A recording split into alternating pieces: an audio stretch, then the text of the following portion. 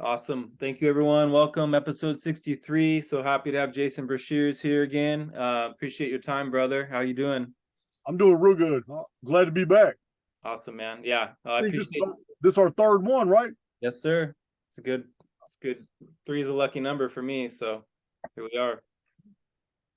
Yeah, man. I kind of wanted to ask, like, how it feels to have, a lot of people, like, if it affects you from how you used to be to all of a sudden having a lot of people that really are hanging on every word. And if there's challenges to that, or if it's been just a boost of energy for you, or if you're just sort of haven't really experienced any difference.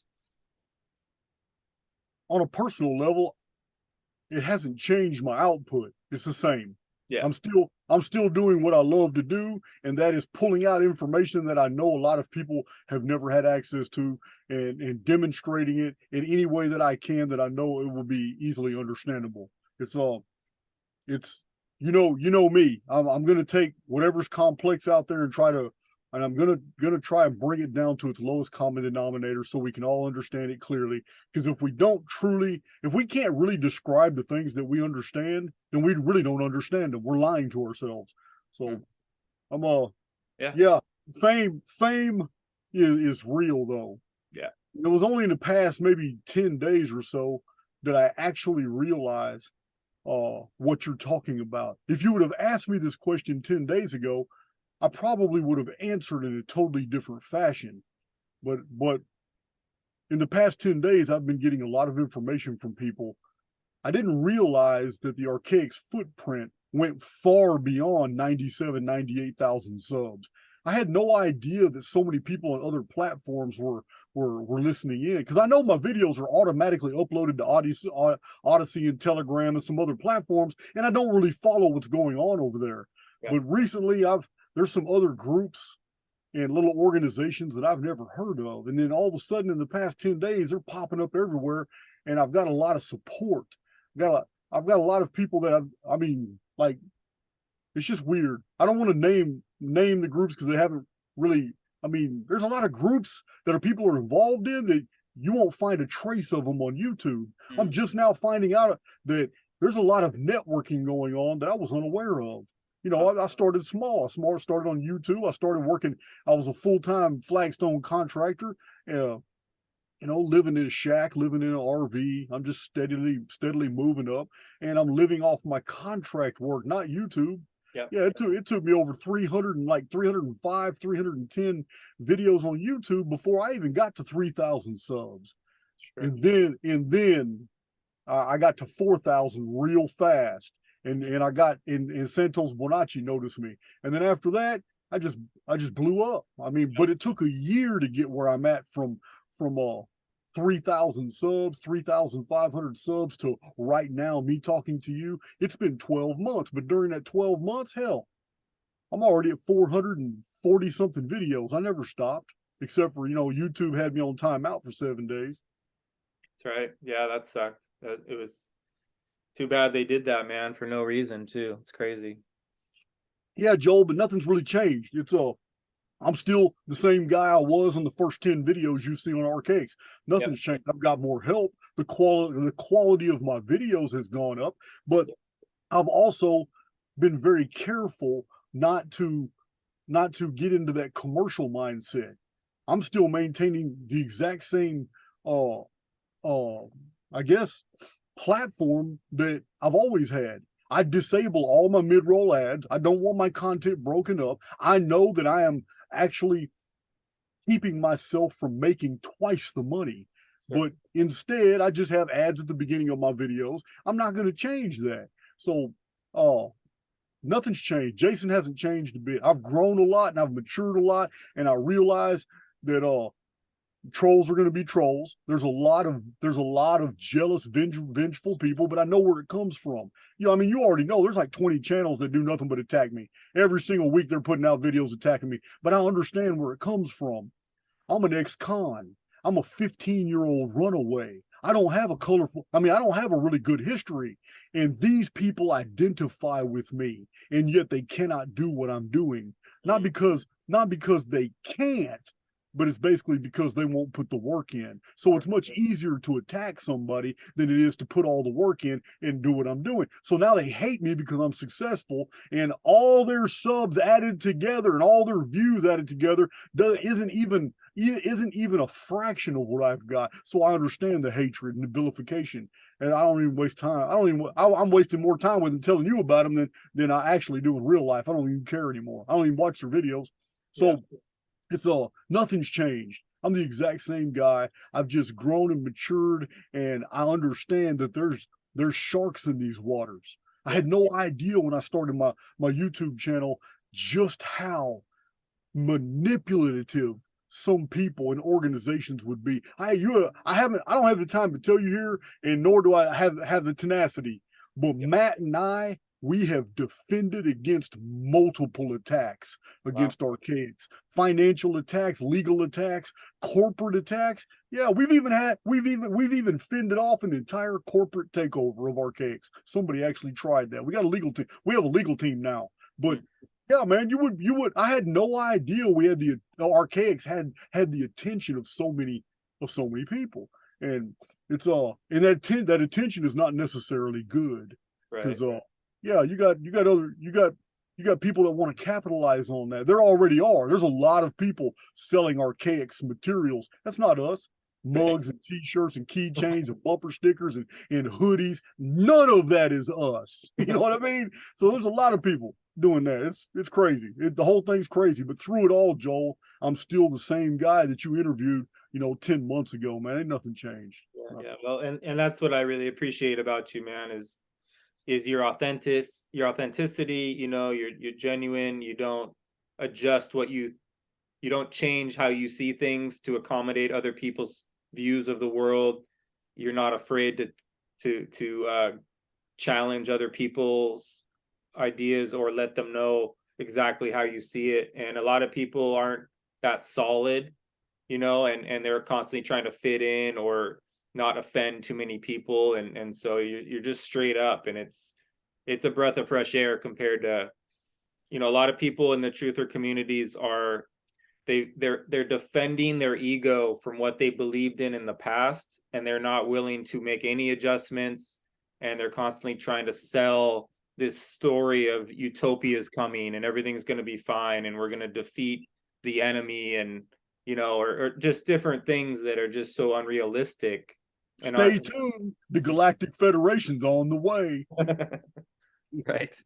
It's so funny, and so many people buy into it, and it's such a small world, and you just see all these thoughts get dropped in, and then they populate up into all the other everyone's talking about it all of a sudden. It's just so, yeah, it's I really find your work to be grounding, and not send me off into the Netherlands where it's like actual real shit that we can kind of research for ourselves and then verify and validate all this stuff, and it's very helpful.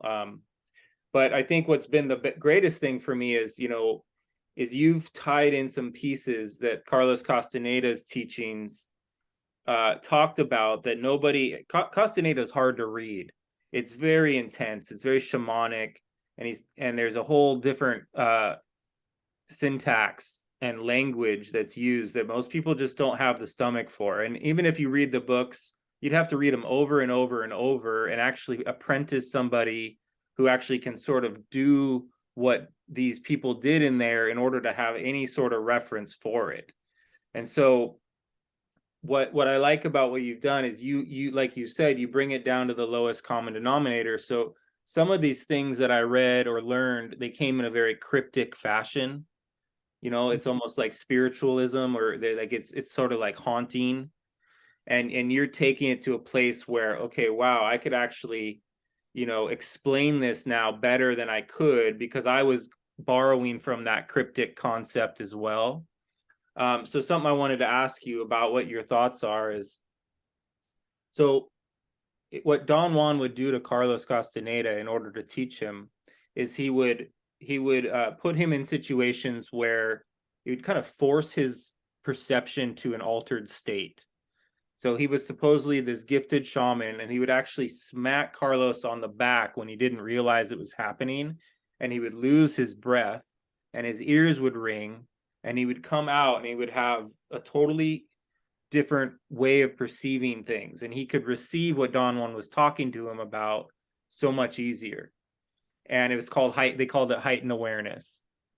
And so Carlos would be taken into other dimensions and other worlds eventually as he got better at this. Don Juan would drag him into his dreams, into other layers of the onion, supposedly. And one of the things that he taught him, the way to kind of convince him that the world is not the way we think it is he would make him watch the same leaf break off of the same branch of the same tree over and over and over, because somehow he figured out how to exit this reality tunnel and take him with him and show him, like, he figured out some sort of access to other layers. And Carlos was so dense that it took him a decade to even realize these things were happening to him. He would write in his books, I must have been given some sort of drug. I don't know how this happened. This couldn't possibly be real. He was very science-based. But your explanation about reality tunnels, because they don't talk like that. They talk about realities and dimensions. And they do say that there are alien worlds, that if you can, whether it's through power plants or through lucid dreaming, we can eventually access other simulated environments. And I'm on board. So yeah, I'm just, curious as to because I think what you've done is you've discovered the construct of this world. You figured out how this world is held together, because they too talk about that there's something that has figured out how to manipulate our perception of reality. And so I think that, my goal now is to kind of take what you've unearthed and kind of find the bridge between what they talk about and what you talk about. And so within all that, in your history of reading about magicians or sorcerers or shamans or different people that that comes from your We Are Immortals playlist, you definitely tapped into the same sort of awareness. And did you ever come across anything that went into that kind of detail to where actual alien worlds or other dimensions can be accessed? As far as any historical materials that would ever go into these details, I can't. This is all very modern. This view of a multiverse, or as I've described it, it could be an infinite plane of multitudes of simulacrums. Simulacrums, each one having its own mathematics, its own coding, its own occupants, its own programming, each one of them fundamentally different, and we are immortal souls passing through each and every one as per needed for the maturity of the individual soul and for whatever is required of us on an individual basis for wherever the oversoul is guiding us for whatever use and purpose it has. So we may not all go through the same ones. This is just one here. I believe this is the Nemesis simulation. That's what everything in this whole thing points to. This vast solar system epic cataclysm. This is what all the calendars point back to. That's why I believe that's the theme of the programming for this experience we're having right now. So Gulliver's Travels hints to a lot of an otherworldly aspect to our reality, that some people like mariners and sailors they enter their own reality tunnel and they come across a chain of islands that is on old maps. It's admitted to be on old maps, and they find those islands and they find the wee people and they find all kinds of anomalies and weird things, and they experience them and they write them in their logs, and then they go about their business. And a year later, when they come to port and somebody's going through their manifests and all their logs, they read about all these travels, and they're like, no one's seen those islands in 200 years. We've been everywhere. You understand? I mean, I'm just making that up. But what I'm saying is we have those type of stories through history, like Davison's Island, which keeps appearing and disappearing. So this is near Easter Island. So we do have instances in the historical record where other worlds are implied. All through the Nordic, Norse, European, Northern European traditions, it was widely recognized that the fairy world was a coexisting reality that was very different from ours. And unless you could see, think, and move like the fairies, you couldn't even enter their world. But the adults believed that children were so innocent that the fairy world could not keep them out. And this is why children disappeared in forests. The fairies were always blamed. It was a Nordic tradition that the fairy world, Nibelungian and all that, the underworld, Niflheim, this was like the land of the elves. It was a whole nother world just like ours, but it was below us. So these are examples.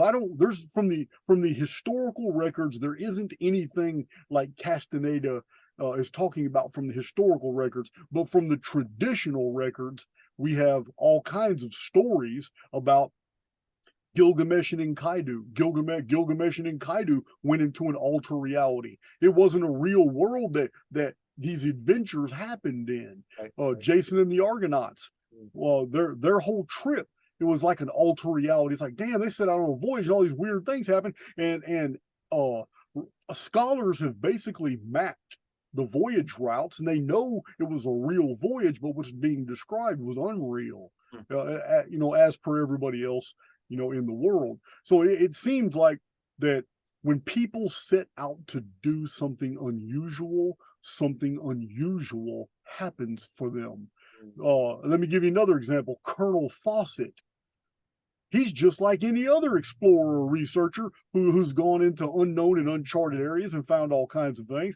But he came back one time and claimed that in deep South America are jungles that are full of alien cities for which no map and no traditions knows anything about. And nobody believed him, but he brought back evidence. You know what I mean? Because of Colonel Fawcett, we now have the crystal skull. So we also found all the ruins in the pyramids of La Venta and stuff now because of Colonel Fawcett. But Colonel Fawcett was also describing things that just don't really happen in this world. But he brought back the physical evidence. Colonel Fawcett then was so adamant about the existence of another world in South America hidden in the jungles. He's never been seen again. Colonel Fawcett left for South America and has never come back. Now, we have the same stories about the polar region. I don't know, I wasn't there, but we have legitimate sources about Antarctica saying it's a whole nother reality. It's not like what we've been told. So I don't know. There's the traditions and stories of Don Juan they go far beyond Castaneda. Castaneda used what was already historically available. Don Juan is an ancient concept. You know that, right? The figure of Don Juan that Castaneda used, there are stories of Don Juan in Castilian and Aragonian Spain. He was famous. He was like for the British, he was like the Jack the Giant Slayer. He was the traveling philosopher. Don Juan was the ladies' man. Don Juan was Dennis the Menace. Don Juan to the Spanish, way before the days of Castaneda, he was the central figure of all their stories, or a bunch of their stories. So everybody knows that there's all kinds. I've come across references to Don Juan, I think in old writings of Baltasar Gracian. One of my favorite, probably my favorite author in the world is Baltasar Gracian. That's saying something. That's 800 years ago. Wow. So it's I don't know. As far basically what you're describing with the alternate reality of Castaneda, this would be something that the Hindu could be on board with. Maybe even the Buddha or certain schools of Buddha, but this is definitely something that students of the Gnosis could be on board with. This is the Christian mystics as well, and the regular mystics. The alchemists would be on board with it all the way up into the Renaissance era. This alter reality is something that is hinted about in like it's a very deep book. I suggest anybody who wants to know about the occult and mysticism should always read The Sacred Magic of Abramelin the Mage.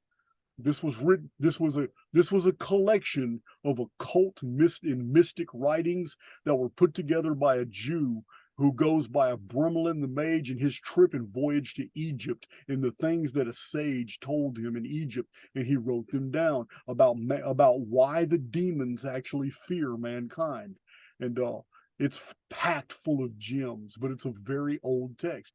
Yeah, it's called Book of the Sacred Magic of Abramelin the Mage. Awesome. So, you can get PDFs of that online today. Cool. There's also on Amazon. Believe me, it's sold everywhere. So. Yeah. Yeah, this idea of Castaneda's is what is heavily promoted by people that are very experienced with mushrooms, entheogens, and stuff like that. So I'm on board. It's just it's not any of. I'm speaking from purely an intellectual understanding of a phenomenon for which I have never experienced. Totally. No, I appreciate that. I don't.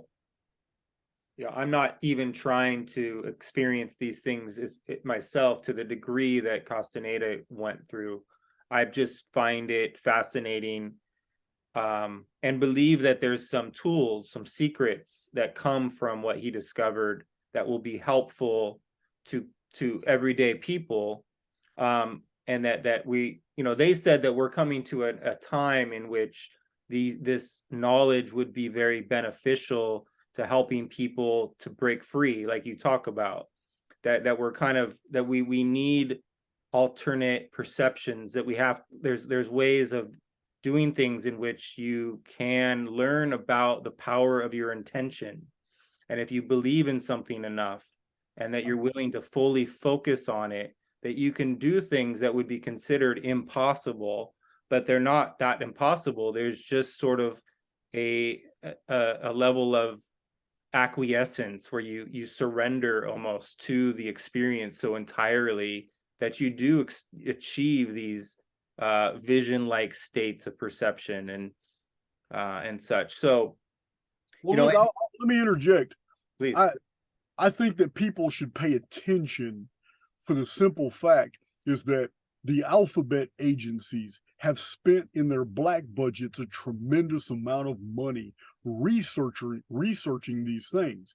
There must be some type of value in understanding this multiverse and the ability of the human spirit or consciousness to transcend the physical body, to be able to do things, induce corrections in reality, to change reality, to forge reality tunnels, or at least nudge them in the direction we want to go. They're not wasting their time. If they're going to be spending that much money to pay thousands of people for think tanks and labs where they're doing experimentation on human consciousness, then I would pay attention. Some of these things have been published in the open records. A lot of them haven't, but there are institutes that you need to pay attention to if this is the type of research you want to go deep into. And one of them is SRI.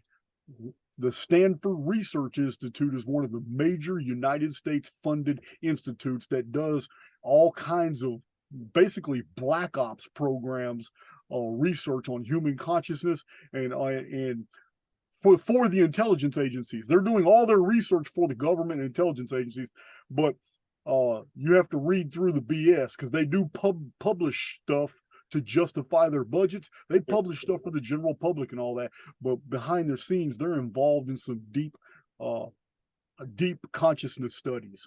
Wow, thank you. Yeah, that's awesome. I have been paying attention to more and more to stuff outside of the Castaneda thing, and just to reiterate, I know that there's a Don Juan in the history. This Don Juan, in my understanding, is named Juan Matus, and he was just an old poor Indian that happened to be, he just happens to have the name Juan. They say Don in front of it as a means of respect. When you're older, they call you an elder. So Don means elder.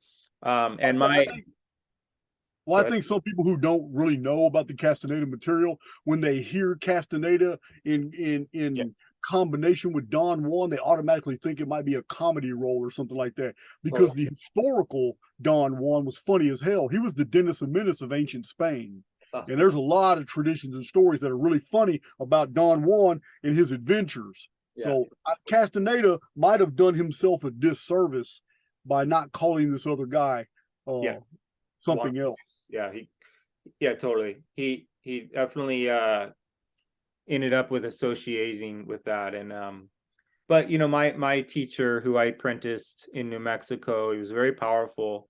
And he met Juan Matus, Don Juan, when he was quite young. And they were all kind of knew each other. My teacher was raised by he was taken from his mother at birth by he was taken from his mother at birth by his grandfather so that he would never be, you know, so that he could train him in the shamanic arts without him ever getting soft. Like he didn't want him to ever have the base perception that we all live in. He wanted to move his perception into these altered states and keep him in these altered places so that he would never be susceptible to the fears and the limitations that we put on ourselves by being indoctrinated into this system. And it was kind of a powerful way to be raised, but it's kind of cruel, right? It's like, holy shit, like that's old school sorcery shit, you know, where you just basically, as the male of the family, you just take over and make a decision on behalf of everybody. And he got away with it. And so my elder never met his mom until he was in his 20s. But he didn't want anything to do with the training. It was rigorous. He at 17 years old, he escaped his grandfather and ran away by joining the army and going to Vietnam. And so he discovered how unique he was in Vietnam. He didn't really realize how rare he was, that his training was that intense. And so he was a paratrooper, and he would drop into Cambodia and do ceremony with the native people of Cambodia, because there was very similar ceremonies that he was taught were being done in Cambodia. And they acknowledged him as being very, very powerful and gave him gifts and offered him, you know, all kinds of praise, and even wanted him to be like the warlord of their village because of his ability to do all this, what would be called shamanic magic. And so he had a strange life. He was fearless in war. He felt like he could run through bullets. He just was in a state of perception that gave him an advantage. And he took full use of that, you know, and he loved being in Vietnam, like all of it. There was nothing, you know, but his grandfather knew that this would happen. He foresaw it. And because his greatest training was being in Vietnam and finding out how powerful he was, like that. Then when he came back, he was like, oh, thank you for training me. And he jumped further into the apprenticeship and really went on to do some pretty amazing things. But because he didn't ever have to discipline himself, in a sense, he was so disciplined as a child, but when he rebelled against it later, it made for he didn't take very good care of himself in his older years because he just didn't feel like he had to. But man, like I appreciate your feedback on that. I'm going to look at those books, and I guess that sort of tails into my question about the elite. I heard you on Donuts and with Tommy Truthful talking about that we've never seen the elite, that we don't know who they are, that everyone that we would think of as the elite are really the puppets of the elite that are sent out, you know. Right. And I guess my assumption has always been that the elite are sorcerers, that they do ritual, that they do things in order to maintain their power. That they can I inject one correction? You're absolutely correct. But I want to add to that, because we don't need to lose what you just said. Okay. The elite are master tacticians, And once you've achieved mastery over a population, you yourself don't perform the rituals that you need. You use your puppets to do the rituals to affect everybody else. Okay. Yeah. That's where I was going to go with the question. This is Olympic ceremonies and Yep. movies. Yeah. Elaborate movies that have high participation. That's a ritual. There's no doubt. Yeah. The biggest shock of my life has been that I was training with really powerful shamans up until 2020, and they all went along with the bullshit. I mean, these are people that can do shit that I could only dream of doing, with their dreaming, with their ability to foresee the future. Their sensitivity is heightened to a degree. Like, they're very psychic. They tell me things about my future that end up being absolutely accurate. Yeah. They cannot conceive of a media that is deceptive. They cannot conceive of, that, like, they're just they're disgusted by me that I would give any attention to these conspiracies. And it just fucked me up, man. I'm like, what the like, it's like, this is my whole world, like these people and this whole scene. And so I just find myself in sort of almost a lonely predicament where which I'm fine with, but like, I was, I couldn't deny the truth. I couldn't keep learning from these people and training with them when they're, pushing all this crap. Let me offer a little perspective. Jeez. If you had contact with a group of guys or girls that had exhibited the ability at divination and have been proven right many, many times, then that necessarily means that they were proven right in only the things that they were looking for. And that when this event in 2020 occurred, it was something that they took offense with, because uniformly across the board, none of them saw it coming. Therefore, that in itself would be a challenge to their divinatory integrity, and they would be offended. So they're backed into a corner where they can't admit that it's all falsity, because then it encroaches upon their spirituality. How the hell did we not see it even in the spiritual world? Yeah. So this is my interpretation of what has happened to you. Therefore, across the board, again, uniformly, they stand together because they really don't have a choice. You are the outsider because you're basically bringing to the table a different paradigm, which introduces the fact that manipulations in this world can be so incredibly convincing that they can be transdimensional, not just in our physical reality, but affect the spiritual reality and whatever other mathematical constructs that are adjacent to our own. And I mean, this is how I am perceiving what you just told me about this difference between you and these men that you looked up to. It's I appreciate that, and I've thought of that, and I've looked at it from different angles, and I keep kind of waiting for them to come around, right? And they're holding to this. They won't even look, right? People they won't be bothered, right? Because they had to put me in a category of being a conspiracy theorist in order to sort of uphold their reality.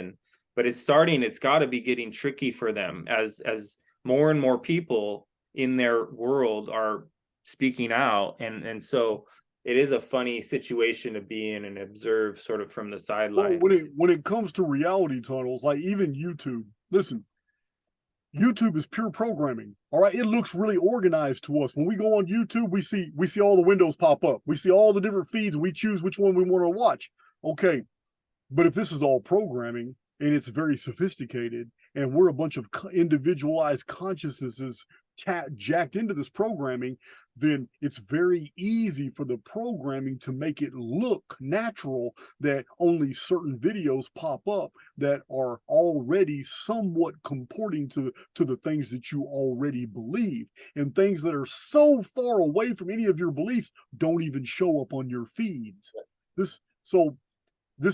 These guys, themselves, whatever mediums they come in contact with, whatever social media, whatever conversations they have, I believe that reality will reciprocate. And I believe if they stringently don't want to believe something is true, then on a daily basis, more and more evidence will be confronting them, showing them that it's not true. So you're going in, your reality tunnel is going in a different direction from theirs. You can see more and more on a daily basis as the exposure is becoming more and more widespread and known. More and more conservatives and Democrats, socialists are beginning to report the whole falsity of that affair. Yes. But they're not coming into contact with him because they have already closed their consciousness to those conduits. So they only come into contact with information that supports the paradigm that they're stringently defending. Yeah, man, it's a trip. It sucks. Well said. It sucks. But this is the world we live in. This is why I'm not going to argue with people on my channel. Totally. I'm going to let their comments stand. Archaix is one of the most policed channels on YouTube. And what I mean is my moderators all have adopted the same policy that I do. Yep. You can argue all you want. You can disbelieve all you want, but you're going to be a gentleman, or you're going to be respectful. And if you come with your saber rattling and you want to argue, that's fine. But when I confront you in the comments section, if you're not willing to defend your position, I will take your comment down. If you're not willing to stand behind what you say on Archaix, I will take your comment down. And trolls and all that. But it's not out of hatred. I understand why people get triggered. I fully understand. I understand the multi-worlds position that we live in. I understand what Castaneda was basically experiencing, although he was using vernacular totally different from what I've been using. I get it, but a lot of people don't. Yeah, totally. Yeah, it's been with my family, my blood family. It's been like it's created a huge division, right? Because I'm not willing to just go along and not talk about what my experiences with reality are, and it's been very threatening to my father, to the point that he's like, because I start to pull him out of hypnosis, and he's just like, just stop, like leave me alone almost. And I'm like, oh shit, like it's that far off that I can't even have an argument about it because it's too threatening to his reality. And so I'm trying to understand how to work through all that without causing any health problems. Or we've had a couple breakthroughs right here in Archaix. I kind of use Discord as a think tank. Yeah. And I've got like 3 videos with the Discord group. We've had some breakthroughs about what we're talking about here, about things like Mandela Effect. So we really explore. We went deep on Mandela Effect. I'm not talking about what other channels do. Yeah, we itemized examples of Mandela Effect, but we went way deeper than that. In that discussion from a week or 2 ago, we came to some pretty interesting conclusions. And one of those was that we can't think of a single Mandela effect that actually harms us. It's almost that's one common denominator. So we isolated that as a data point. It's very important. It's very important. There isn't a single instance of Mandela effect that has harmed humanity. Therefore, it's a data point. We put that to the side. Then we kept talking about it, and then it became very obvious that, wait a minute, out of all these Mandela effects, we can't man, hold on. I just lost my train of thought. It was a second data point that was very important about Mandela effect. One of them was that none of them ever harmed anybody, and the other one was really important too. Totally missed me. I guess I just threw that out there to hook people into go watching that Mandela effect. I watched the first part of that one. I'll go finish and that's a good one. Shiva Shampoo was striking all the right chords. He kept on talking, and my flow just started going. I was like, wait a minute, hold on, if that's true, then this. So we kept doing it. So wait a minute, if that's true, then this. So these Mandela effects, I know what the other key one was. The other data point we isolated about the Mandela effect is that we couldn't think of any examples that weren't popular phenomena. It's not like some little thing that's inconsequential that most people would never notice. No, it's always something that many people would have taken notice. So that's another data point. This means, just following the chain of logic, if that's true, and that Mandela effect is always very noticeable things, and Mandela effect never harms humanity, the next conclusion is then it's an attempt by reality or whatever's controlling reality to get our attention. It must be an attempt to wake people up. So that was just one thing that we had talked about in that video. And so I'm telling you this for whatever reason. I had a general direction I was going about Castaneda, but it's but yeah, when it comes to what people are going through today, all these anomalies and mysteries, they're getting depressed, and what you're describing here with your dad and all that. Listen, some people are not going to wake up. Some people are vibrating on frequencies that are so divergent from anything that is absolutely real and true in this world. They have totally bought into the dungeon programming.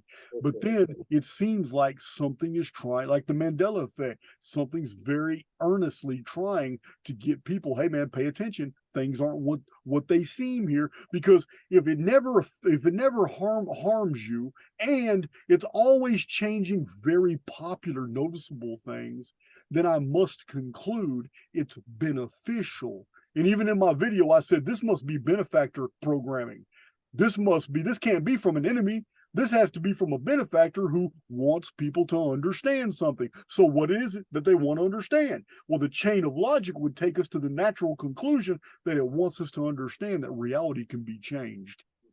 So the next logical step is, wait a minute, if this isn't going to hurt anybody, if this isn't hurting anybody, and it's always very popular things, and reality can be changed, I can take it to the next logical deal. My own personal reality can be changed without hurting anybody else. Oh wow. Hell yeah. You follow me? We just take things to the next logical conclusion as to why therefore Mandela effect, and maybe a lot of the examples are not true, but so many have been isolated that are true, that real phenomena, that I have no other way to interpret that as something wants us to realize that reality is amorphous. It can be modified and changed. And because these are very big and popular things that in the Mandela effect, then the message being conveyed is that we can change the smallest to the biggest things in our own personal reality tunnels. So Mandela effect, this think tank in a Discord, we're probably going to go deep on a lot of other things. We just happened to discuss Mandela effect that day. Yeah. Oh, that's awesome, man. I love it. The elder I told you about who went to Vietnam, he said that there are forces that keep making us replay this simulation over and over because it doesn't go the way they want it to. And so they just hit the rewind button, and there's like markers that show us every time they do that. And that's what the Mandela effect is. And that each time they try to make it go in the way they want, it gets worse for them. So like, you know what I think, Joel? I think that's absolutely correct. And I think I've isolated some of those reset dates that this is actually happening. We find evidence of this. But I also believe that something happened in 2020 where they were expecting to be able to do something and reality did not reciprocate. Major plans were laid out. They put all their eggs in the baskets. They fired out of every single barrel, and they were trying to accomplish something epic. And it started in 2020 with what you already know what we're talking about. Yep. But something, again, remember, I believe that there's a hidden benefactor force that is operating within and without the construct. My channel, like you, I talk about it all the time, that the world would be much darker than it is right now if we didn't have hidden benefactors. I don't care. I know people can let their imaginations run wild. I don't care. You can call them like the movie does, the Adjustment Bureau. Call them whatever you want. But I believe that there are entities that can travel in and out of this holo field, and they're not enemies of humanity. not like those who are trapped inside the field, living in the underworld. These are something else, and they're helping us. And I believe that whatever was expected to begin happening to the world in 2020, that shit was cut off.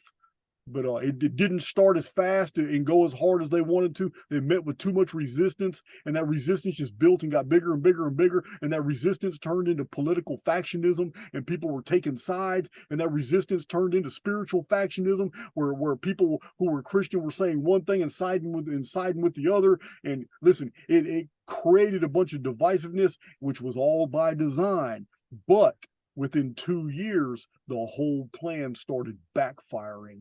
And I think another major event that was totally unanticipated by the people that designed all this was Putin invading Ukraine. I believe that was a domino no one saw was going to fall. And it totally changed the entire holography of all the events. It shifted every single reality tunnel. Wow. And created so much chaos that they have not yet been able to recover.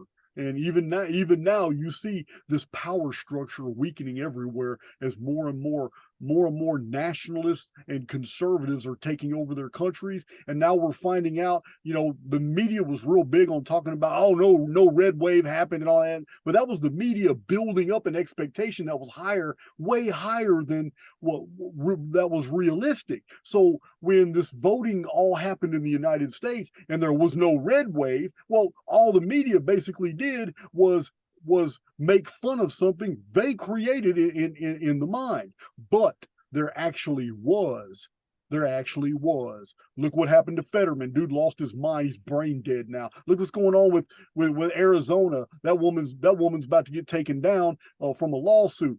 Many of the liberals who won is now being exposed as being total farces, but it was all necessary to create all this. So when this process was over, it would look like conservatives hadn't really won anything at all. But when you count all the seats everywhere, it looks like conservatives won just about everything. And that 2024 is going to look like a totally different United States as 2020. Absolutely different. And I believe that's going to spread like wildfire throughout the rest of the world. So 2020 was something that was like a hammer. Humanity is the anvil, the elite are the hammer, and it was over in 2020 according to them. They laid the plans out. Like I said, they fired with all barrels.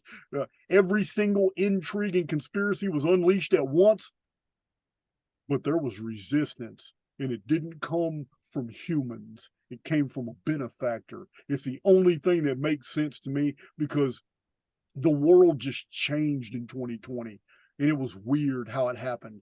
So I'm thinking that, like Charles Fort in 1919, 1920, he's sitting there publishing books about how strange 1902 was, but the people who lived through 1902 had no recollection of anything strange going on. It was in retrospect. Remember, on my channel, I'm always showing evidence that all the calendars, all these calendar systems, and all these books and stuff about different civilizations are always written in retrospect. They're never enacted when they occurred. It's almost as if the program is making things up way after the events they depict. It's like you and I doing a collaboration 20 years from now about and calling it authoritative on the Civil War, on the war between the states. 20 years from now, me and you are going to get together and we're going to write a whole thesis about why the war between the states really happened. And that's with no source materials that exist between the war and 20 years from now. This is what we get from the historical record all the time. Huge lacunas in history where no books exist. Then all of a sudden there's huge libraries. Yeah. Wow. And then those libraries get taken out, scattered, some, diffused, whatever. But yeah, it's I don't mean to entertain all these different tangents, but there is nothing normal about the world we live in. Because if it was, there would be none of these mysteries. There would be no mystery to history. We'd already know it. There's too many people every generation that are recording historical events, and they have interest in things like I do, chronology. We would have never lost the history of the world. Therefore, there must be many histories unfolding. So we have all these different nations, and they all interested in preserving their cultural and traditional integrities and all that. And yet we find artifacts and parts all the time of cultures that we have no documented evidence whatsoever existed, but we have these artifacts. And then we have traditions of lost civilizations that are so detail specific that we know that a people should have lived there and there, but there's nothing in archaeology that can comport with what the traditions are conveying. So we have all these genuine mysteries about our world that do not make sense upon scrutiny, unless Castaneda's right. And we're living in a many worlds construct, a construct that can actually phase whole populations in and out of different reality tunnels without them having any evidence of it until they start researching things in retrospect. And then they design a calendar. Oh yeah, well because that happened, even though it didn't, they were shifted into a new time and a new world. So, well, that because that happened, well, we need to start a calendar to keep up with what's going on. So they create a new calendar, call it the Anno Domini calendar. And then they start counting the years. Then historians start finding, oh, look at this old record, look at this old book, and start putting together this whole narrative.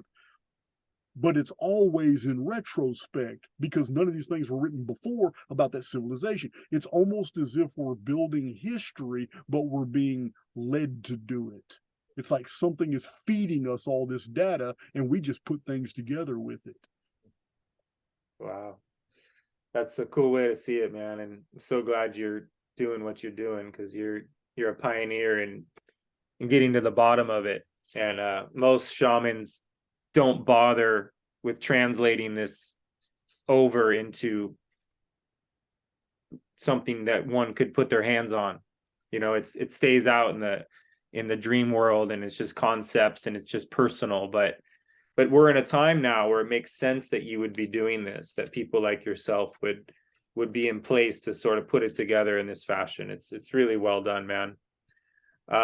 Speaking of this, what's coming, you know, my conspiracy world always said that China was the social experiment, that the Rockefellers and the Rothschilds were using China as an experiment to see if they could roll out the same thing for the rest of the world. And so that social credit thing is kind of scary.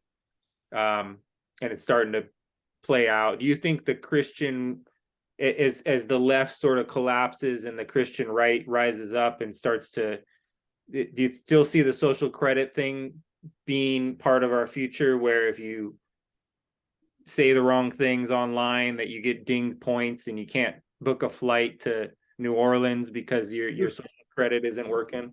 This would require some fundamental changes with the internet. And it's possible, but they would have to take the internet down for a little while in order and bring it back up as something slightly altered in order to effect that, to be able to, in real time, and not go through procedures and wait times and all that, but in real time, stop somebody from sending emails. You know what I mean? You vanish their email account, vanish their bank account. Yeah. Basically make somebody non-existent for anything but a physical body. And then the authorities can come and get your physical body, and then there's no record that you've ever existed. So yeah, that's all very possible, because a new type of internet that's based off some of this new open AI programming would be able to do things that it can't do right now. And one of those things is provide an IP signature to every single individual in the world. So every keystroke, every website, everything you do is no longer just recorded on your hard drive, because it is, but it's now recorded in the net space. Meaning you can be backtracked by online bounty hunters. They can find you. They can find your activity, go in there and delete your comments. They'll be able to go in there and delete or go into Archaix's comments and change what I say to my viewers. Yes, this is the world we're entering in. Yeah, this is 100%. So it's scary. It is scary, but it's also going to be short-lived. The Phoenix is going to make sure of that. Yeah. But there's no doubt. Yeah, there's no doubt. So it's this is not anything to fear. It's just something to notice. But when it comes to China, we have nothing to worry about. China did itself China did itself very bad with the one-child policy. China has a very aging population, but it doesn't have a lot of young people at all. China has a huge population, but it's declining rapidly. And anybody could Google China's problem right now. As a matter of fact, next year, I believe India is going to pass China in population. China is falling fast because when you have an upper echelon, when 60% of your population is all over 50 years old, you're dying faster than you have people being born. And because they had that one child policy for so long, there's a whole 2-generational gap right there where very few people who are in their 20s, 30s, and 40s are alive. It's almost all 50 years old and up and some kids. Yeah. Excuse me. China has problems. Yeah. China's got some real problems. But yes, China was used as an experiment, especially for the 5G rollout. When they rolled out 5G and started killing all those people, then they called it something else in 2020. But yeah, they're irradiating all those people and killing them. It's the same thing that happened here in the United States when they turned on that 5G. A whole bunch of people fell out. Yeah, I was one of them. Yeah, you remember I went to the hospital.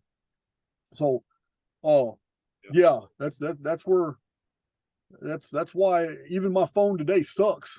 I got a 5G phone, I got a real expensive phone, but you know what? I live way out in the country and it sucks. But I can go in there and use the 4G LTE and I get everything crystal clear, streaming way out in the country. I get messages, all that. The 4G works fine, but they can't use the 5G to its full capacity because what it was doing to humans. Wow. They can't use it. They can't do it. Yeah. And then they're saying, oh, well, eventually it's all going to be satellite. You know, you'll be able to get everything from satellite, the whole NASA hoax and all this Elon Musk stuff. And it's like, they're still perpetuating that. We all know there ain't no satellites up there. They got balloons. They got halo balloons. That's what it is. Big old halo balloons. They can keep these lies going. And I mean, what choice do they have? They've been lying for so long, and they're not just going to come out and say, hey, you know, we've been fucking lying to you. So they just keep, you know, and it's amazing how many people just geek out on NASA. Like they literally all they do is think and live about NASA and all these lies, and they just study it. And so, hey, when you talk to people about that today, they try to correct you. Listen, they try to correct you and say, no, it never was satellites. It was always relay towers. Now, I know it's relay towers because I live way out in the country, and there are roads that leave my area that go deep into the swamps north of Conroe and Huntsville. I got other roads I can go down, like 2296, going way through Sam Houston National Forest. I'm in the middle of pine country. Let me tell you something. Nothing works out there. I'm on those roads. I tell people when I'm talking on the phone, hey, man, I'm going to hang up right now. I'll call you later. I'm about to go through a dead zone because every time I go way out there in that forest, I can't get anything on my phone, no bars. So I know there's no satellites up there. It's all relay towers. But when I bring this to people's attention, they try to tell me, oh, man, it's always been relay towers, man. No, they never said it was satellites for military and all that. I said, no, you need to go back and watch those commercials from the 80s and 90s. You can Google that and you can find actual commercials from the 80s and 90s where all the telecommunications companies were sitting there showing satellites. They were showing, hey, our new technology rolling out. If you get AT&T such and such, it shows a satellite in space blinking and everything, and you got really good coverage. Oh, yeah. Believe me, the deception was put in place 30 and 40 years ago. We're not making that up today. They did that. For sure. They don't talk about it on TV no more. You know what I mean? They don't say nothing about satellites no more as far as being telecommunications. But that's how they promoted their stuff in the 80s and 90s when Southwestern Bell broke into all these other telephone companies and they started selling cell phones. Totally. Yeah, man, that's a good point. And that's just the cognitive dissonance that will continue. Is people they'll literally shut down what they already knew and just open up a whole nother narrative based on whatever the media is upholding, because they just can't break rank from that programming. It's like their life depends on it. Like my dad, the news is like heroin to him. He turns on the news every night with his scotch and water, and it's like he wouldn't know what to do without it. It like soothes him, you know, to know what's going on in the world, and it makes him feel this He's, incredible safety. I'm sorry to hear that. I'm sorry to hear that, but he's vibrating on the frequency of basically the elite. He has fallen 100% for the misinformation paradigm put out by the media. You already know the media is just like the witch named Media in Jason and the Argonauts. I'm telling you, the media, you already know it. I don't have to tell you. The media is putting out a false paradigm, a total false reality. And on my own channel, Joel, I have told people over and over when they ask me if you're an errant, how do you know you're an errant? How do you know how can you identify? I said, well, it's really easy. Turn on mainstream media news, and with 5 minutes, if you're not feeling noxious, you're not an errant. It's simple as that. Totally. Because somebody who is awake, somebody who's vibrating on the right spiritual frequency, the news is going to sicken you. Yeah. It's going to try and lower your vibration. Yeah, it's a good point. Yeah, it's so true. It's and there's Hollywood movies that do the same, and like the horror scenes, like horror movies, and certain things that have a lot of intent behind them in order to alter our to control our perception and keep us in a fear paradigm. It's really well done. You know, you gotta give it to them. They've captured the majority. Of course. Oh, Hollywood is genius at putting these little one-liners in their movies and all that. It could the dialogue between protagonist and antagonist can be going, and it's so engaging, and we're watching the movie, and then one of them out of the blue, it's got nothing to do with the narrative or the story, will just say some stupid stuff like, yeah, and if people don't buy more electric cars, we're going to destroy the world. It's got nothing to do with the movie. And they'll just say some dumb stuff like that. You see this, you see it in movies all the time, and they don't even try to hide it anymore. It's just it's almost as if, watch, we're gonna put this statement in here and these dumbasses are all gonna be nodding. Yeah. It's crazy, dude. It's so crazy.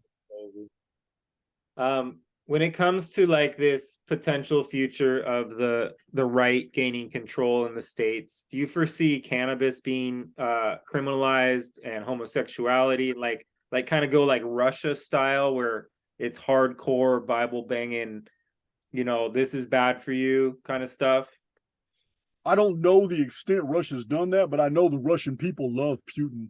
Yeah. I know the media tries to paint the idea that he's a evil dictator and we need to help the Russian people overthrow him and all that. That is not true at all. The Russian people love that man. And it's I don't know the extent how far the Christian Reich is, but Russia has always been a very spiritual people. Yeah. It was the Bolsheviks that attacked them and collapsed their church and murdered the Romanovs, and then put 22 million people who resisted into death camps who were never seen again from 1917 to 1926. And this is what began the USSR. But the USSR is not an accurate reflection of who the Russian people are.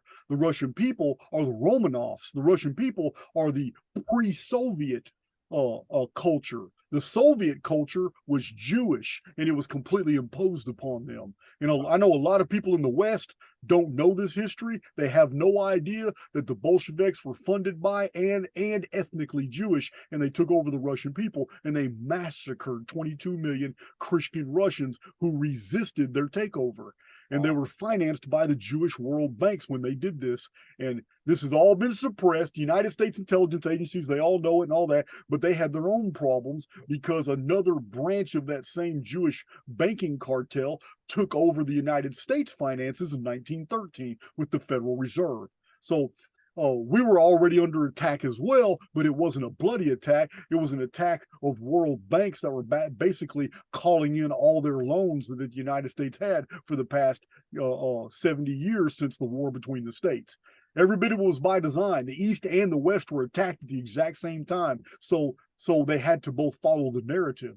So, oh yeah, man, World War I was terrible. If people really knew what was going on behind the scenes and how World War I was necessary, because the exact same people staged World War II.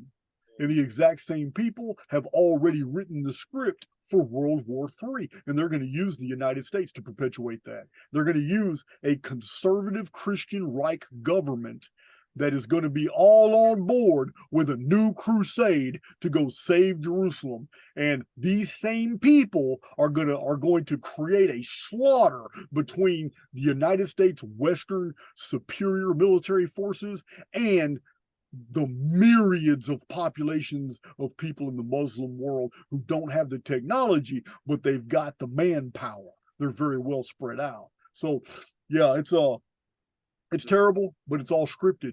None of it is even unusual to me. These were already published before I was born. Yes. That's quite the capacity to be able to write something down about what's going to happen in the future and make it happen. That's a lot of power. It's not prophecy if you planned it. Yeah, I mean, yeah, speaking of Russia, you know, it's really for whatever reason, the people that really are willing to do the Castaneda work are in Russia. Yeah. They're really good at, I think they went through a time where they didn't have a lot of things to distract them, you know, and so they got strong in a weird way. And they can just focus on lucid dreaming like way beyond what I could ever imagine doing for myself. But that doesn't make them really aware people. Again, this whole thing, the shaman can be super engaged in lucid dreaming, but doesn't mean that they're sensitive to what's happening, you know, right under their feet, like that the government is manipulating them. And well, let me explain this, what you're talking about here with the Russian people. Well, first of all, we are essentially, being an immortal being, we are an informed field. This is an energy field. Call it an etheric field, call it a spiritual field, orgone energy, whatever your paradigm, it's the same thing. It doesn't matter what we label it. You are a field of pure energy, and energy is information.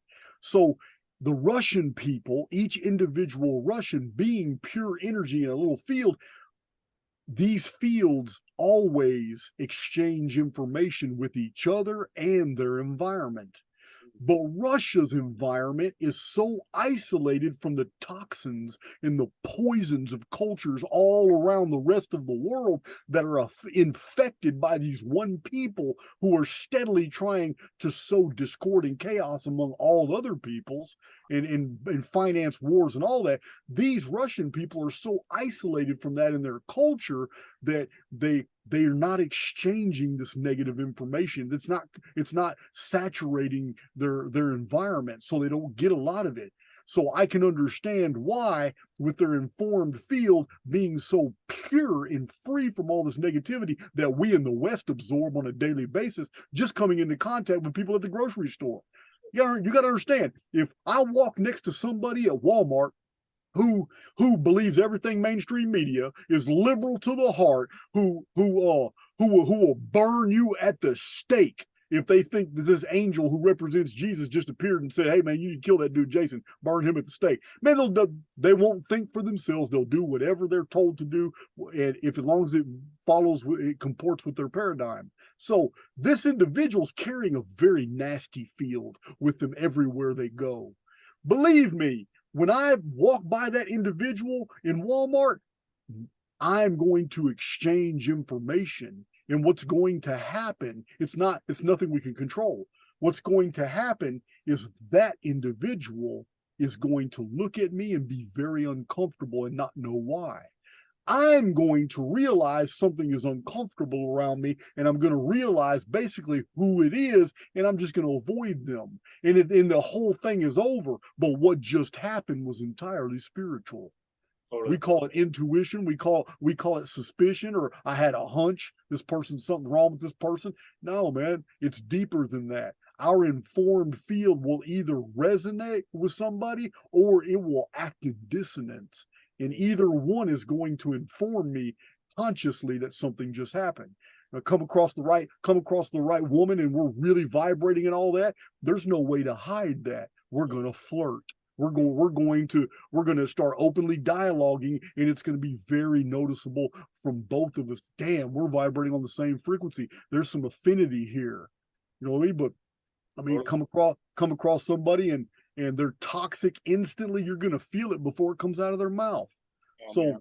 So what I'm saying is I can see why the Russian people would be more experienced in these spiritual demonstrations and or more open-minded to a multi-worlds concept. I can see that because they're very isolated from all this toxicity.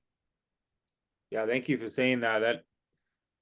That helps me understand a lot. And I work with a lot of them online. I mentor people. Even though a lot of them are better at dreaming than I am, I help them put the pieces together about like kind of their help them review their life and help them let go of things that they're carrying How do and you even get in contact? They don't have their own internet. I've never seen Russians in my Archaix. I've yeah, seen I've seen Americans and people from Mexico City who claim Russian descent, but actually, I guess very few of them speak English, so there's no reason to come to my channel. yeah, there's a translator in every one of my talks, and I met them through an international group that teaches Castaneda stuff. His apprentices to this day continue to, offer a platform in which people can learn. And the majority of people that are interested come out of Russia, Ukraine, Belarus. They just soak it up, man. They spend all their money, or they used to when they could leave their country. They would fly to Mexico for the workshops. They would fly to wherever this company was taking their workshops, they would be there. And they didn't have a lot of money. Usually these are people that will save every little bit of every dime in order to attend these things because it means so much to them. And anyways, yeah, they're amazing, loving, very high vibration, like you said. It's Yeah, really beautiful to be around them. So I've got nothing but respect for the Russian people. me too. Yeah, I, I don't believe none of that media bullshit. no, it's so sad.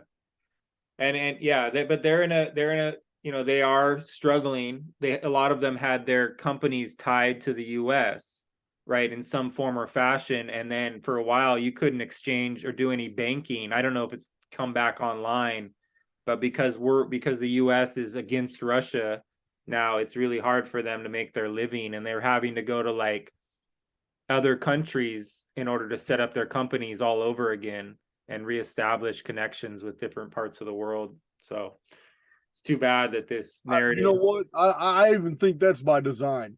That Yeah, hurts the United States also. That wasn't something that just hurt Russia. Russia can always do their business with somebody else, but now we don't have that Russian business. totally. So yeah, it's Yeah, all by design. it is. It's all these economic wars and these bank things that are happening, and everyone thinks all the banks are going to crash now because we had a major bank go down a couple days ago. So it's Hey, it's really interesting. I predicted that about 2 years ago in my videos on 2022 and 2023. So yeah, major bank chain. Now it was supposed to be the end of 2022, which is actually all the way to February 28th of 2023. That's how the old world calendar works. But it was after that. But I'm not worried about that because I've made another discovery. I never stop learning, but I have a video coming out called Wave Diffusion in Isometric Projections, where I'm going to show on a chart exactly what has been happening because so many of these predictions have come true that people have built whole websites to show other people the Archaix predictions and show where all these things have come true. So once we hit 2020, though, it seems like events were just drawn out. Then 2021 drawn out, 2022 drawn out. It's like, damn, from 2020 on, the Archaix predictions seem to be falling further and further away from the target area that I was thinking they were going to happen based off my isometric analysis. Every bit of it makes sense in wave diffusion, and I never applied that principle before, but I'm going to show, just like Nostradamus said, that the future can be predicted using a puddle of water. That's what he said. Isometric analysis is the epicentral date has wave rings coming off of it that are equidistant. Like 2001 is equidistant from 1990. What is it? 1990. I can't even remember now. But like with 1998 being the center year, that just means that 1997 and 1999 are isometrically mirroring each other, meaning in world events, we should find events that mirror each other. And we do. I show a chart. And then every year after that, from the epicenter, we should always find events. I did Trump's whole life. And the mirroring was amazing. But then in 2020, all of a sudden the events just kind of hit a they plateau out, and then they start coming to pass. Plateau out in 2021, they start coming to pass. Same thing a puddle of water does. When the wave rings reach a certain distance geometrically, they begin spreading all the way out before disappearing. That's You cool, see man. it? I never took that into consideration, but now that I'm seeing the unfolding of all these events, the further I get away from 1998, I'm seeing the wave diffusion in the events. Oh, that's really cool, man. What a Crazy. trip. It's crazy. I should have saw it from the beginning, but I didn't. But it's okay. That's how we learn. That's how we learn. Yep. Oh, well, it sure helps, man. Just, you know, coming to terms with the simulation part of this, it makes it so much more interesting and not so scary. You know, it's just like, oh wow, this is all fascinating now, and not a fear-based paradigm. And I agree. yeah, it's a whole different deal. Yeah, I mean, if so there's a lot of preppers and stuff that are saying, we're going to go through absolute total chaos, and you've said that the economy won't be just absolutely destroyed, because that doesn't benefit those who are in charge. They need to pump and dump and pump and dump, and that's how they manipulate and continue to stay in power. And so but with some banks crashing and stuff and things, do you foresee, do you have any predictions around the dollar versus silver versus crypto? Like, do you dabble in like any of those concepts? Do you have any ideas on, like, I've always thought silver would be worth a lot someday or at a certain point, but I don't count on any of it. I was just curious what you're thinking might play out. I can absolutely see a total collapse of paper and like numismatics, coinage. Yeah. I can see the government totally announcing, because it would do away with everybody who has put tens of thousands or hundreds of thousands of dollars in cash aside and kept it out of the banks. Yeah, I can absolutely see an economic crash coming, but it only involves tangibles. It only says, look, man, we can't support the paper money, the coinage. Too many people have took their money out of the banks. Now, because you took it out of the banks, it's become worthless. It's just paper now. I can see them doing that. It would critically hurt a lot of people. And at the same time, I can see the government saying, but all the money that you have digitally in the bank is still secure. It's still your money. You're free to buy with it. You're free to trade. You're free to exchange. You're free to enjoy cryptocurrencies. You're free to do all that. As long as you have digital money, you're still a participant in the economy. But all that paper money and all that coinage you have, they could definitely pass legislations that makes it illegal for you to even have silver and gold, and all that money you invested comes to nothing. They can easily do that in one single day, because it's only 1% of the population that even has any silver or gold. Right. They can but I can definitely see them, if more and more people do runs on the banks, it would be a very easy way to solve the problem, because digital money can be created like that without anybody checks and balances. You already know all about fractional reserve banking. Yep. They don't even go by the fractional reserve. They make up shit all the time. So they live off the interest of loans. I mean, this was our entire economy is living off the interest of loans. That's how banks are surviving. So the government can easily save the economy basically by just rendering all paper money and coins as absolute trash. We're no longer going with that system. We can't. You guys, they can blame us. They can actually blame people. You guys went to the banks and pulled all your money out, and now you made all that money worthless. So all that money you got now, don't even bring it back to the bank, because we're switching over to a digital currency because it's the only thing that works. So it wouldn't be a total collapse of civilization. It wouldn't be a total collapse. It would actually be a very smooth deal. And banks may be even forced by the government to give a fractional reserve digital account based off the amount of paper money you turn back in. You understand? Now they have a record of everybody who had 250,000 cash hidden. So you bring your suitcases up there, but you're only going to be given 5% of what you brought in up to a certain point. Now, I'm just giving examples of how a system could actually be employed that would work. It would work. People aren't happy with it, but we could switch. Our economy could totally collapse, and then we could switch it over to a digital version that's very closely monitored, but it would induce everybody to come turn in all their cash, turning all their cash in, starting their accounts, whatever, and then turn around. Everybody starts over. Yeah, people are going to be devastated. Yes, there's going to be suicides everywhere because there's people who have put a tremendous amount of money to the side because they don't trust banks, and then come to find out that money's only worth 5% of what it's. Yeah, it would be terrible for a lot of people, but civilization would go on. Sure. No doubt. No doubt. I do believe a major interruption is going to happen this year. It's a digital interruption. It has something to do with our infrastructure, our internet. But I also believe that it's going to be staged, and the version that's brought back up is the whole reason why the earlier one was taken down. So yeah, I do see something coming this year, no doubt. Yep.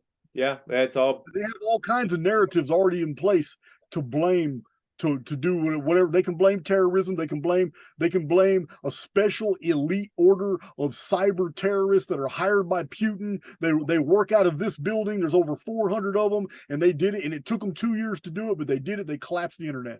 I mean, they can make up any story. Any story they make up, 80% of the world will believe it, hook, line, and sinker. Doesn't matter what the truther community believes. Doesn't matter at all, because if the internet is ever taken down, there will not be a truther community. We will be scattered in all wherever we're at. The end of the internet and bringing up something different would end the truther community. This is why I'm compiling an email list on Podia.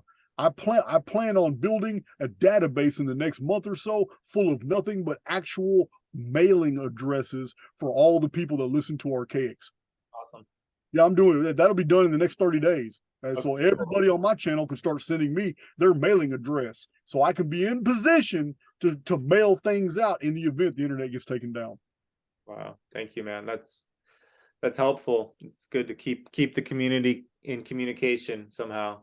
You gotta understand. Prior to 1991, that's how we did things anyway. I know. It was an amazing time. I loved being alive during pamphlets, brochures, and pages stapled together. Yeah, man. My first 10 years in prison, that's where my education came from. All these groups and orders spread across the United States that had their own little agendas, and they wanted to educate people, and they sent stuff to prisoners free all the time. Every week I would get all kinds of mail, pamphlets and bulletins, and I used to love reading all these because you see so many different perspectives. You see so many different things that are brought to your attention. We're going to end up going back to that world. Wow, what a trip. Yeah.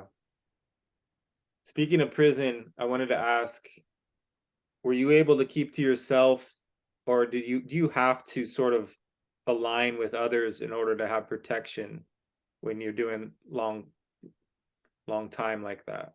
Okay, that's a hard one to answer. Let me explain. A lot of it has to do with your personality. Yeah, all right. Yeah. I'm going to admit something right now that it's not. I don't have anything to be proud about, but when I went into prison, because I was 17 years old and I'm surrounded by adults and some of them were quite violent, and I was subjected to violence. I got beat up a few times for nothing other than being white. It's the only reason they put their hands on me is because I was white.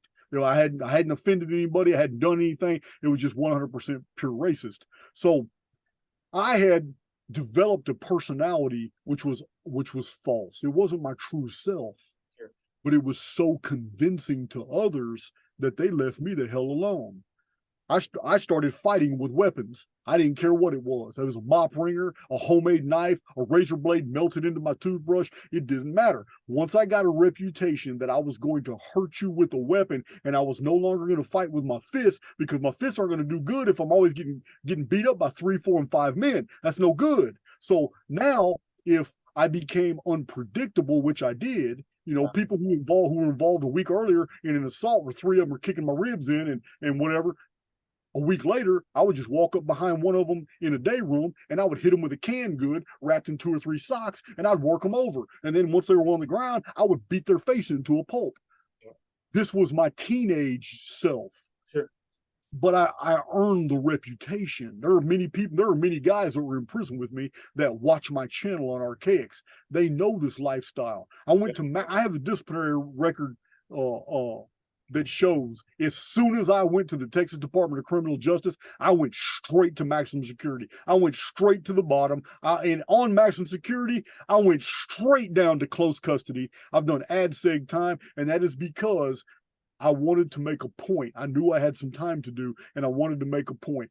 That guy right there isn't somebody to mess with. So I created this persona that I'm going to hurt you. And I did, because I hurt several people.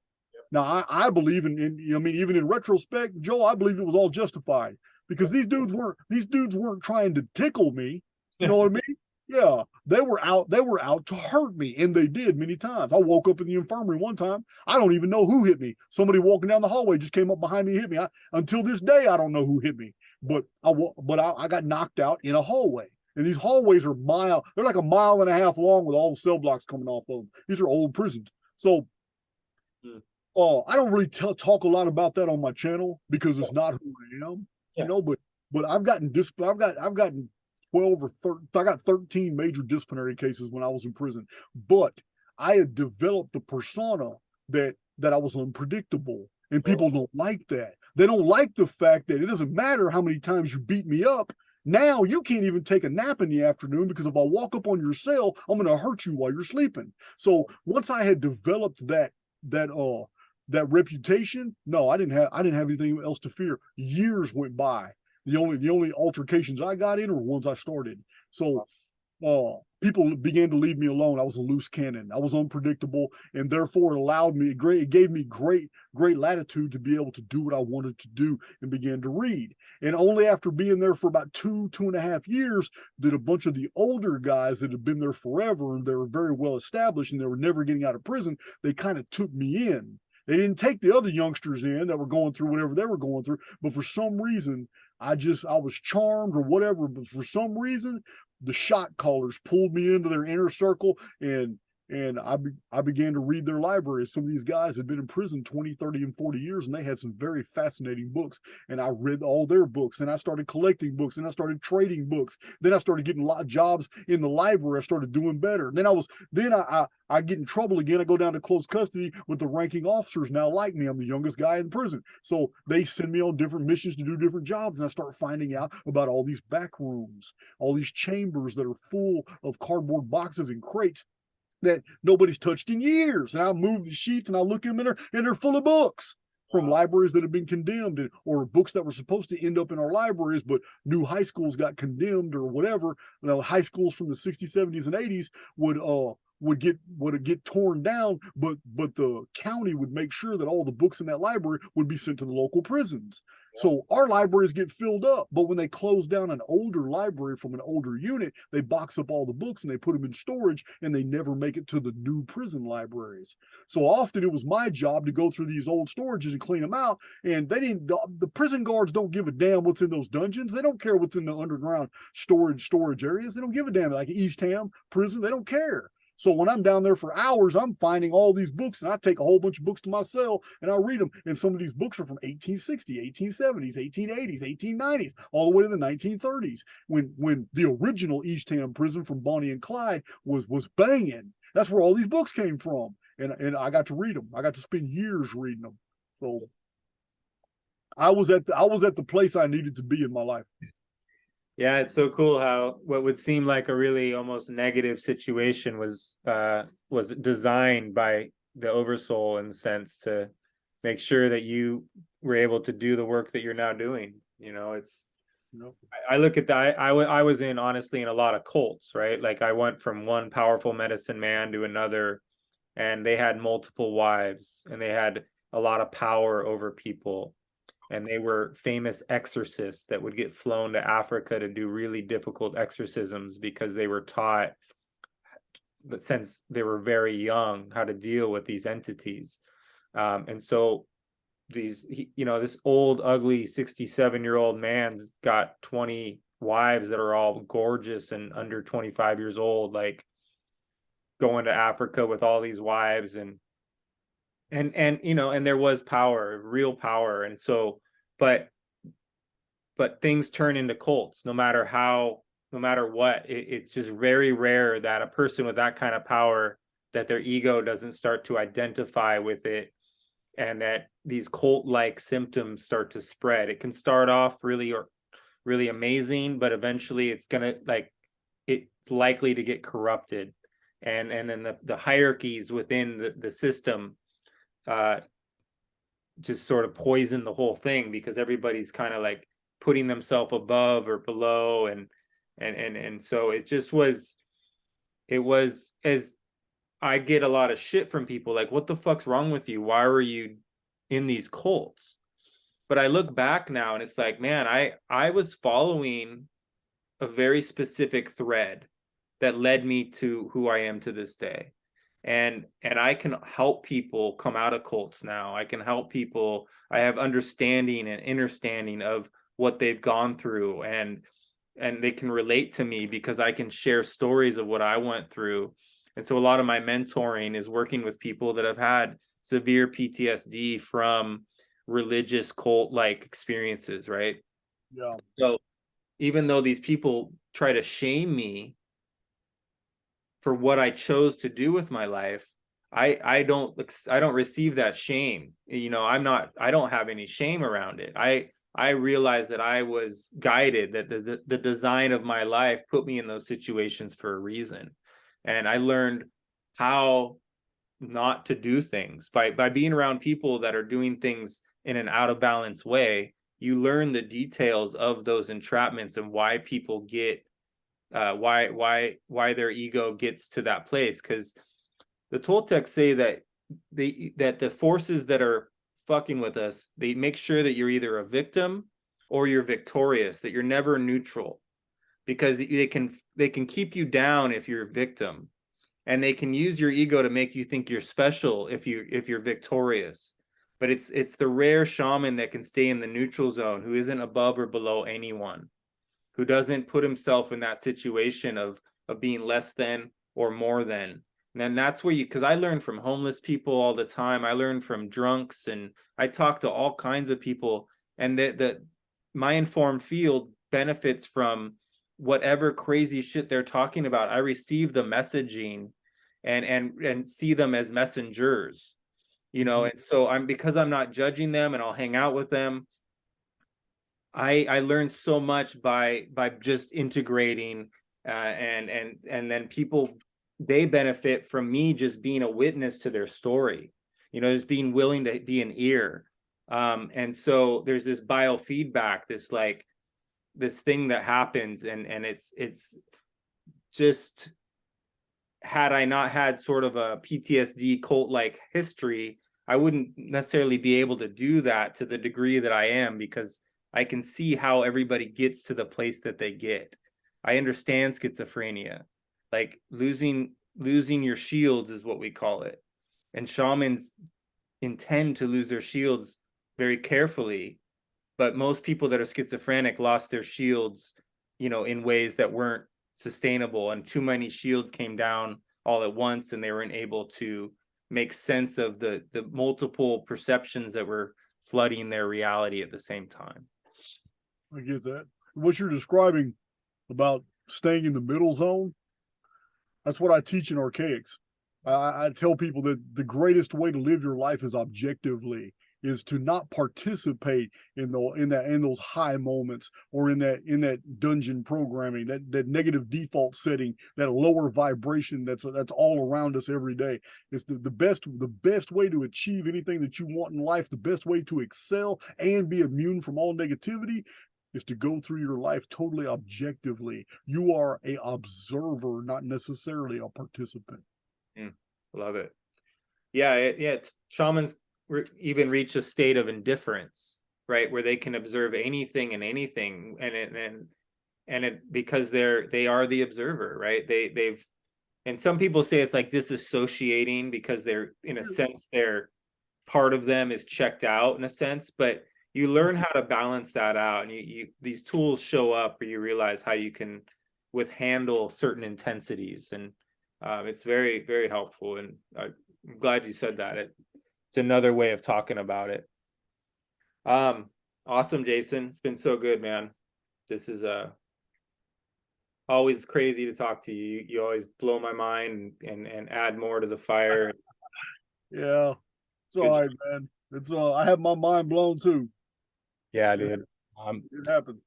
Your community is just amazing. I'm gonna try to jump on some of those discords with you guys, and if I can get an invite to that, and would love to be part of the brainstorming, you know, especially the Mandela Effect and stuff. I'd love. Yeah, we have some fun. We have some fun on that.